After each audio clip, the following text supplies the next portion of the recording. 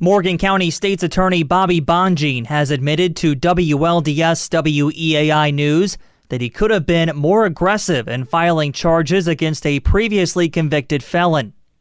46-year-old Chad Slater of the 100 block of East Independence was sentenced to 364 days in jail for domestic battery on August 4th.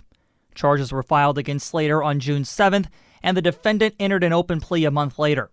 After a back-and-forth discussion between his office and the victim, Bonjean declined to enhance Slater's charge to a felony and kept it as a misdemeanor. Although the court imposed a maximum sentence for the misdemeanor offense, Slater could have received significantly more time behind bars if the state had chosen to enhance the charges to a felony. Assistant State's Attorney Chad Turner, who represented the state during the sentencing hearing, admitted that he was, quote, torn when delivering a sentence recommendation for Slater. The formal recommendation from the state was 364 days in jail, but on behalf of the victim, a sentence of 180 days in jail and a term of probation was also presented. Slater's criminal history records in Morgan County date back to 1989 and include multiple sentences to the Illinois Department of Corrections.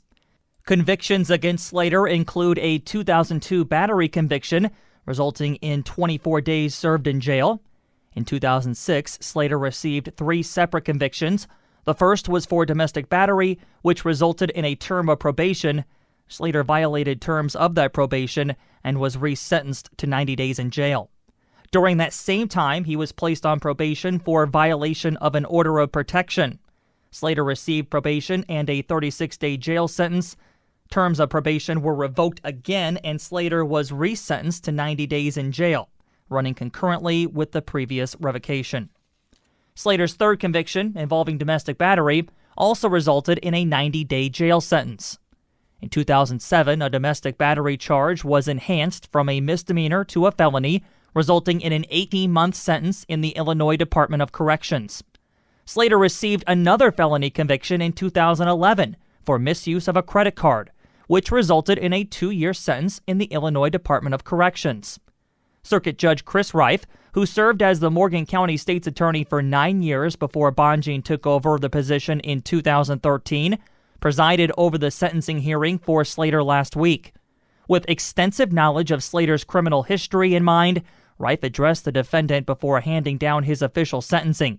According to official Morgan County court excerpts, Reif stated, quote, "Mr. Slater, I'm going to tell you you're probably very, very fortunate and lucky today that I can only sentence you on a misdemeanor, because there's no question in my mind a domestic battery with 3 prior convictions, this being your 4th, should be a Class 2 felony," end quote.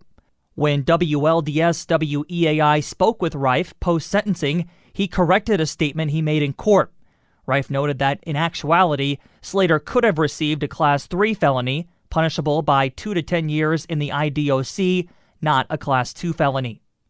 Bonjean says he didn't disagree with Reif's comments and even acknowledged that Slater could have received a felony charge and a larger sentence. My job is not only to seek convictions, but to seek justice, and there's always a fine line as to you can't just be the hammer all the time. Obviously, I think I may have leaned too far on not being the hammer, and then someone with Mr. Slater's criminal history deserves more of a hammer than any opportunity to correct his behavior. I probably should have been just more steadfast and say, no, criminal history is more important in this case in filing the felony and sending me to the Department of Corrections, and I probably leaned too much or relied too much in terms of my decision-making on perhaps the wishes of the victim. During the sentencing, Reif added that an opportunity to put Slater behind bars was presented to the state's attorney's office in March, after Slater was arrested for theft. Reif stated, quote, "You received a misdemeanor theft that, again, your prior one to that was enhanced, and you got 2 years DOC. Probably could have been, should have been put in prison in March of this year, and perhaps we would have prevented this," end quote. Bonjean couldn't give WLDS WEAI News a straight answer as to why Slater's charges remained a misdemeanor instead of being enhanced to a felony. At the time, it was a filing decision, trying to determine how strong of a case we had. You look at criminal history, you look at the strength of the case, and you try to get a situation where you get a guilty conviction. So do you feel like maybe you didn't have enough evidence in that case? Potentially.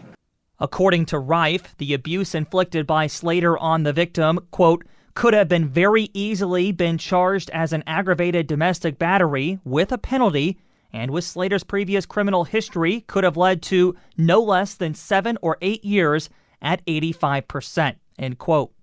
Bonjean says the victim suffered, quote, severe bruising on the face and arms and a bite mark on the finger, end quote.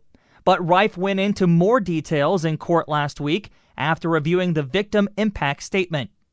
Quote, you held someone for 6 to 7 hours. You beat someone terribly. You bit her finger. The reports say you strangled her until she passed out. That's according to Rife.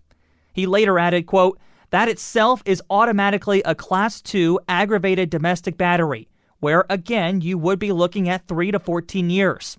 Quite frankly, I think we're fortunate this didn't end a lot worse. We might be looking at something in excess of 20 years.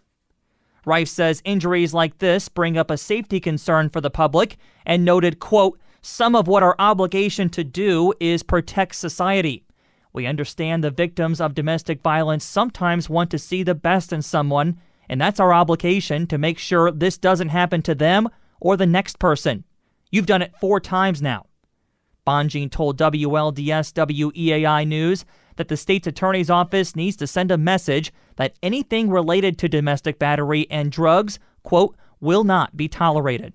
We're going to evaluate those criminal histories, elevate the charges, and try to work with the department to have all the evidence necessary to prove all the elements of the offense. We're always looking at drugs with the meth and heroin that's starting to creep its way into our community, trying to do what we can to push back and send the message that we don't want the meth and heroin in our community. To hear the complete interview with Bonjean, you can go to this story online at WLDS or WEAI.com. And reporting for WLDS WEAI News, I'm Ryan Turk.